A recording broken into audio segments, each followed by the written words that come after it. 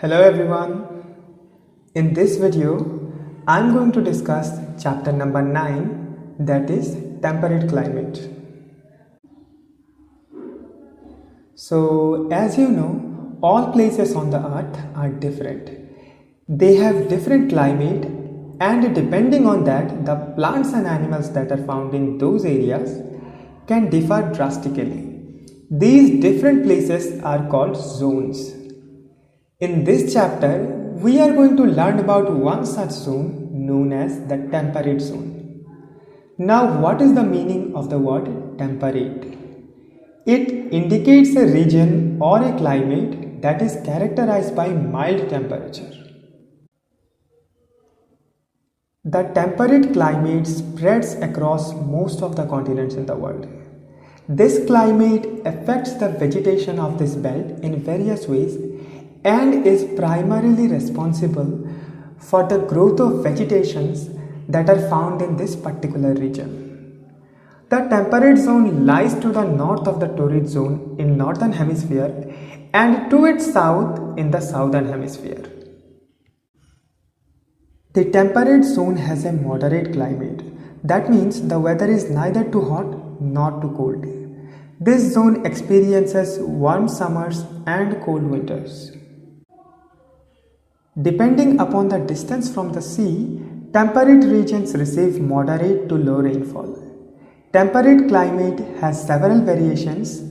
Mediterranean, maritime, subtropical and continental climate are some types of climate found in this region.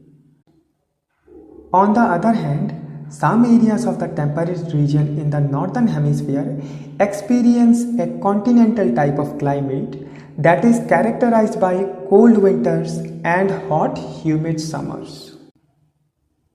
The most distinguishing feature of the temperate zone is the temperate grasslands. Grasslands cover about 1/4 of the Earth's landscape, and they are known by different names across the world. In North America, they are known as prairies. In South America, they are called pampas. In Europe and Asia, they are known as steppes. In South Africa, they are known as savanna and velds. And in Australia, they are called downs. The vegetation in these grasslands consists of short grass, thorny bushes, and shrubs. Grass in these regions vary according to length, season, and variety. Besides grass, trees such as willow and poplar are found in these regions, and they are scattered throughout the veld grasslands in southern Africa. Alfalfa is another nutrient-rich food for cattle that grows commonly in the prairies and pampas. Apart from grasslands, other important features of the temperate region are the coniferous and temperate deciduous forests. These forests are evergreen and spread across the steppes in Russia and taiga belt in North Canada. The temperate grasslands are home to a diverse variety of animals. Animals such as bison and grizzly bears are found in the grasslands of Northern America. On the other hand, prairie dog, rattlesnake, hawk, and many other animals are found in the prairies. The jaguar and peccary commonly live in the pampas. The ostrich can be found in the southern Africa, and animals such as kangaroo and koala are found in the downs in Australia. Due to the favorable climate and uninterrupted plains that support extensive farming, the temperate belts are well populated. Wheat, maize, barley are largely grown in these regions. Due to the huge surplus of food that is produced here, this region is known as the granary of the world. And the fertile pastures in these grasslands support a flourishing cattle and sheep rearing industry. There are many tribal groups who live in the temperate belts.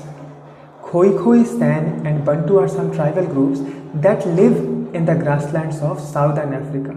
On the other hand, Kyrgyz, Turk, and Mongolian tribes inhabit the temperate regions of Central Asia. These tribes are nomadic and live mainly by livestock rearing. Due to the ever-increasing population and increasing demand for food, large areas of pampas, prairies and steppes have been converted into fields. But this is not good for our environment. It is similar to the deforestation of rainforests.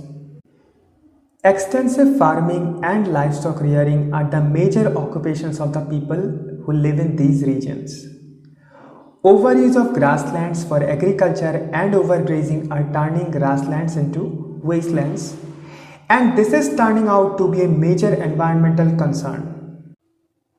This is where the chapter ends. The exercise and question answers of this chapter can be found in our school's official app. Thank you.